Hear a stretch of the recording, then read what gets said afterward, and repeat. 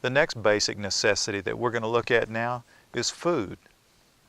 In the city, most people depend on the corporations that run the grocery stores to provide for their food needs for the next day or week as a general rule. Folks, if you're looking at a homestead that's already established, it may already have a prepared garden site or even a mature orchard. That would be a real plus because it generally takes between 3 and 5 years for a newly planted fruit tree to begin producing. But if you're looking to create your own homestead, it's helpful to know that successful gardens and orchards are directly related to topography and microclimates. Now, we've already covered regional climatic considerations, and what we want to look at is factors for a specific area in the county that you're looking at land in. As we mentioned before, I highly recommend talking to the local county extension office and talk with them about these following subjects. Microclimates. Microclimates for the part of the county that you're looking at. The growing seasons in that county. Soils in that part of the county. And what grows in the area that you're looking at. One of the major factors in being able to grow your own provisions is the length of the growing season. Now, we've already looked at the effect that elevation has on the length of a growing season. Let's look at microclimates. A microclimate is where a particular area has a different climate or different climatic conditions than the immediate surrounding area. For instance, if you hear somebody say, "Oh, that's a banana belt over there," that could mean that it is consistently a few degrees or 5 to 10 degrees warmer than the immediate surrounding area. Also, you might hear somebody refer to an area, particularly in the north, that an area is a snow belt. Naturally, that would mean that that little microclimate area gets more snow than maybe the areas around it, as close as 5 to 10 miles away. Now, most of us realize that air rises, hot air rises, and inversely, cold air goes down. So in the fall and in the spring, when the evening air starts to cool down, you have a tumbling effect or a movement of cold air going down the side of the mountain and sinking or settling in the valley floor. What this usually means is you have shorter growing seasons in the valley floors. So friends, you want to stay out of the valleys when it comes to wanting the longest growing season, but also you don't want to get too high either. Now, when you're choosing your garden plot, be sure and take this into consideration.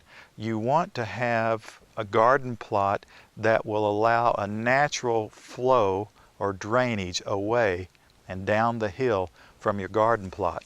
That could give you many more days of a growing season. I'd like to read something to you from a wonderful book entitled The New Organic Grower by Eliot Coleman. Let's see what he has to say on page 10. Plants and gardens need to breathe fresh air. A low area with no air movement is undesirable for a number of reasons. Stagnant air encourages fungus diseases, holds air pollutants around plants, and stays colder on frosty nights. The last is an important consideration because cold air, which is heavier than warm air, flows down slope and collects in hollows and valleys.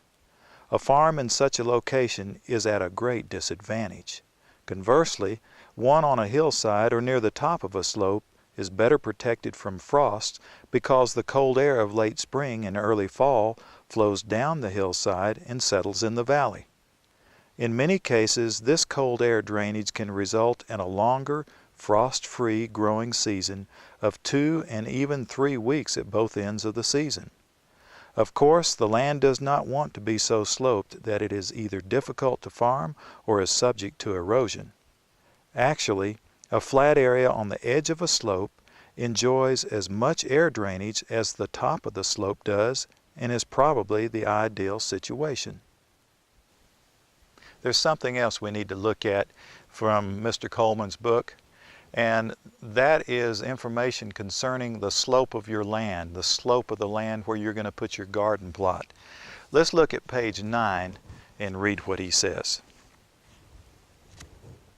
The lay of the land in most of the northern half of the United States is a very important factor. Land with a southern aspect has a number of advantages. A southern exposure warms up sooner in the spring.